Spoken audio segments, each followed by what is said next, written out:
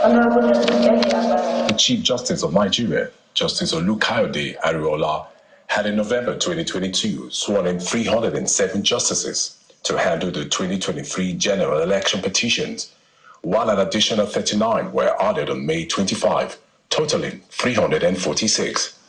Their job is to sit and deliver judgment before September 16. 5 of the judges are on the panel hearing the presidential election petition. They are Justice Haruna Samani, who is the chairman, Justice Stephen Ada, Justice Mansurat Balaji Yusuf, Justice Moses Ugo, and Justice Abba Mohammed. A senior advocate of Nigeria, Chris Uche, is leading the legal team of the presidential candidate of the People's Democratic Party, PDP, Atiku Abubakar, while another senior advocate of Nigeria, Wale Olanipekun, heads the legal team of President Bola Tinubu. The incumbent Attorney General of the Federation, Lateef Fagbemi, leads the legal team of the All Progressives Congress, and a senior advocate of Nigeria, Levi Uzouku, is the head of the legal team for the presidential candidate of the Labour Party, Peter Obi. 5 political parties lodged petitions against the victory of President Tinubu, including the PDP and LP.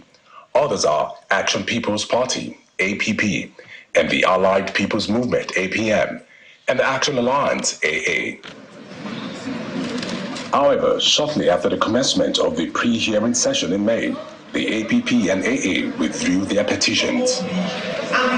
Some of the key issues contended by the petitioners include the academic qualification of the president, the alleged indictment of the president in the United States, and the alleged dual citizenship of the president.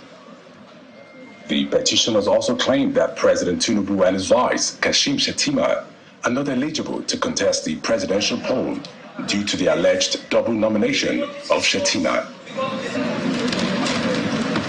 The petitioners also claimed that since President Tinubu failed to secure 25% of votes cast in the Federal Capital Territory, he should not have been declared the winner of the February 25 election. Mr. Peter Obi is also basing his petition on the failure of INEC to upload election results on the INEC Result Viewing Portal, the IREV, in real time using the Bimodal Voter Accreditation Machine, the BVAS. His demands before the court include retrieval of the certificate of return issued to President Tinubu and issue a fresh one to him. Alternatively, issue an order cancelling the election and compelling INEC to conduct a fresh election without President Tinubu and the APC. The petition of the Allied People's Movement is based on the alleged double nomination of Vice President Kashim Shettima. The case of the People's Democratic Party is quite similar to that of the Labour Party. The presidential candidate, Atiku Abubakar, is asking that it should be determined that the president was not duly elected by the majority of lawful votes cast in the election. The PDP also believes that the president did not satisfy the requirements of the Electoral Act 2022 and the Constitution of the Federal Republic of Nigeria, 1999. The PDP candidate wants the court to declare him the winner of the election because he believes he secured the majority of lawful votes cast during the election. In the alternative, Atiku is asking the court for an order directing INEC to conduct a second election, a runoff between him and President Tinubu. Atiku also alleges that President Tinubu is unfit to lead Nigeria over an alleged indictment for drug-related offenses in the United States. However, the APC and its candidate challenged the competence of the petition of Peter Obi, arguing that he was not a valid member of the Labour Party at the time of his nomination as the party's presidential candidate, contrary to the Electoral Act. The proceeding kicked off on May 8 as the petitioners and respondents called their witnesses alongside loads of documents tendered to prove their case, while an attempt to broadcast the court sitting live was turned down.